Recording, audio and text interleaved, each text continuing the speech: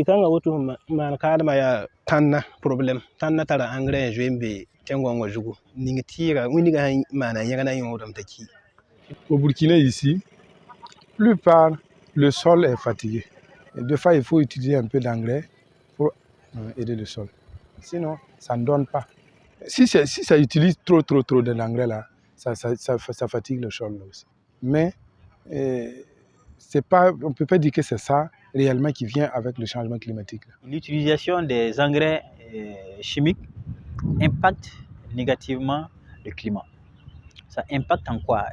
De un, leur utilisation impacte sur la biodiversité, c'est-à-dire que ça entraîne une perte d'un certain nombre d'espèces qui contribuaient en fait à entretenir le sol, à maintenir la fertilité du sol, à maintenir en fait un certain nombre de niveaux de rétention de carbone du sol. Quand on fait l'épandage effectivement des engrais chimiques, ce n'est pas toute la quantité qu'on met qui est absorbée par la plante. Donc une grande partie, notamment plus de la moitié souvent, de l'engrais est entraîné par des eaux de ruissellement. Et une fois que cet engrais est entraîné par des eaux de ruissellement, en contact donc avec l'eau, l'azote qu'on a épandé est transformé en oxyde nitré. L'oxyde nitré étant un gaz à effet de serre qui a un pouvoir réchauffant très élevé et son pouvoir de réchauffement est estimé à environ 300 fois supérieur même aux cellules de dioxyde de carbone, notamment le CO2, qui est le plus connu en termes donc des gaz à effet de serre. Donc voilà un peu ce qui occasionne donc le réchauffement climatique à travers l'épandage. Face à ce problème effectivement d'utilisation des engrais chimiques, le premier aspect d'abord doit porter sur la sensibilisation.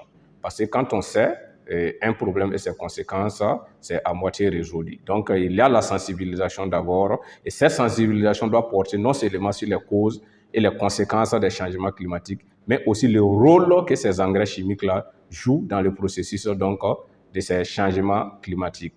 En plus donc de ces sensibilisations, il faut donc oser aussi aller vers d'autres systèmes de production plus durables et respectueux de l'environnement, comme par exemple l'utilisation des engrais bio et des engrais organiques. Parce que jusque-là, il y a une majorité de la population qui pense qu'on ne peut pas produire en quantité en n'utilisant pas les engrais chimiques. Ici, vous avez du compost organique, compost enrichi en trichoderme. Le compost peut réduire considérablement les effets, l'acidité du sol après l'utilisation des produits chimiques, même après l'utilisation des herbicides. Ce n'est pas le compost qui peut vraiment anéantir les toxicités qui se trouvent au niveau du sol.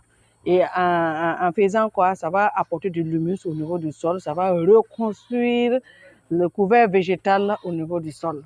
Et notre avantage au niveau de Bioprotect, c'est que voilà, on n'a pas beaucoup d'années.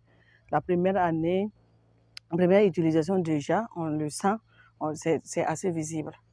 Faut be boum pour kati yi pour ni ayo ya bulu ne be yite yam na yum ha wurem ha wa kam yam nan data engrais man tiro yam pana yende pise bulu fa ne mi kim ne ba wonam dame wat bio ju pise son ne to mi bio ante on fabrique ati man nan pompe hana ati ko mena ningi pon so tout cela to mi fa ton problem la fokati yikizi pour mbalekele mbastu moto donc kitam ne be yiti bil ton ma pa de shorty ton to de yizanga de ba engrais